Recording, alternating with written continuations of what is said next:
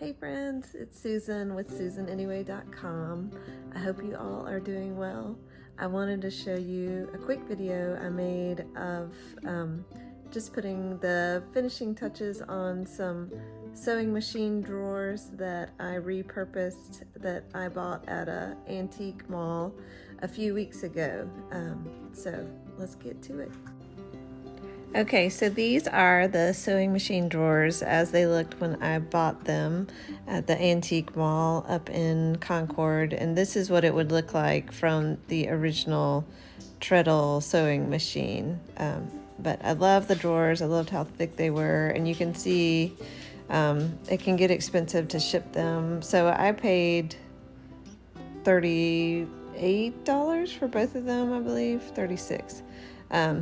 Here's some other ideas of ways to use sewing machine drawers. They can be super cute, and I really love them in white. But I really liked this natural finish, and so I wanted to keep them. So I just went to my scrap pile and I started trying different pieces of wood for lids.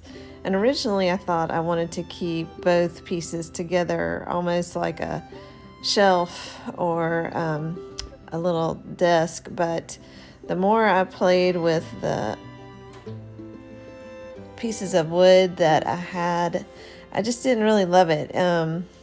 The sewing machine drawers themselves were about 14 inches long, and so it would have been something really big and taken up a lot of room, and there wasn't any place in my home where I needed something quite this size. So after looking at it for a while, I decided to take these off and instead just put them on, almost like capping the top. And so you see me here flipping it and seeing how that would work.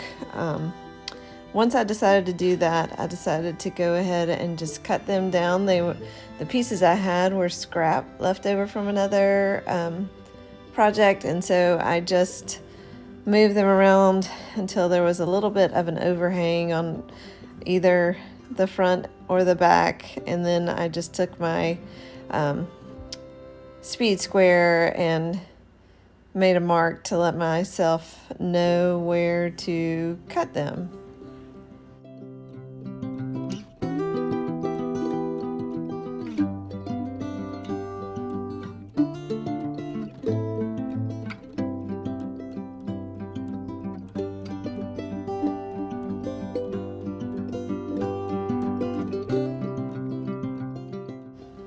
Once I made my mark to know where to cut them, I took them over to my workbench. This, where you see, I actually tried to cut some smaller pieces to make ends, legs, but they didn't work.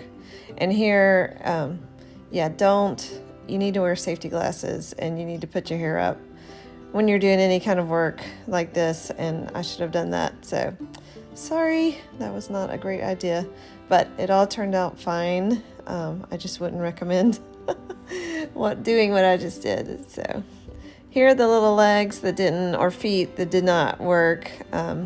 Sometimes when you're doing little projects and using what you have, not everything turns out perfectly. So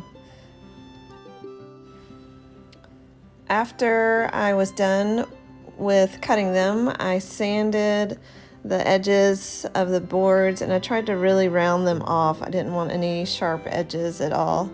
And then I took them up to my kitchen and put a drop cloth down and started painting. I used some cabinet enamel that I had left over from another project. The color that I used is Sherwin-Williams iron ore, and I thought it would be blacker than it was. It's more of a really dark gray, which is nice, but it was not, wasn't exactly the look I was going for. I may still end up painting these white, but for now at least, I like the way they look. I also should have had these up on little risers, because of course when you paint a flat surface and lay it down, it's going to stick to whatever you're putting it on, so that was not smart. So if you keep watching, you'll see that I go and get some little plastic cups and prop them up, and that worked a lot better than laying them flat on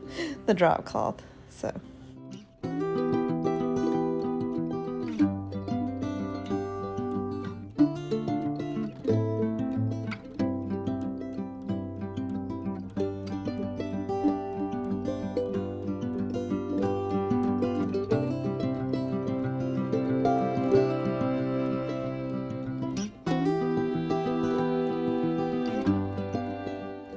And then I went and got my wood glue from the workroom, and I have some of these wooden beads, and I just glued them to the bottom of the sewing machine drawers to act as little feet. I thought they would look cute and just get the drawers up off the ground and give them a little bit of height. And I really love the way they turned out. The size was great and they looked really good.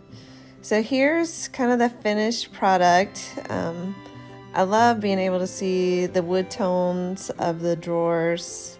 Still not sure about the color. Y'all let me know in the comments what you think. I'm still thinking about, but look how cute. Look how cute those little feet are. So here it is in my sewing room, and I put them both on, I have a deep windowsill, and I put them both there, and this is all of my colorful sewing machine thread, and then I have a bunch of these colorful bobbins that I use when I need to have the top and bottom thread the same color. And then on this side I put all of my embroidery thread. This is actually extra embroidery machine thread because I go through a lot of it.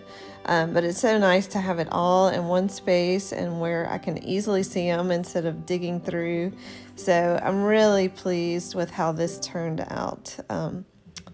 It's just so nice to be able to open those little drawers and have a little piece of history in our home. So thank you for watching.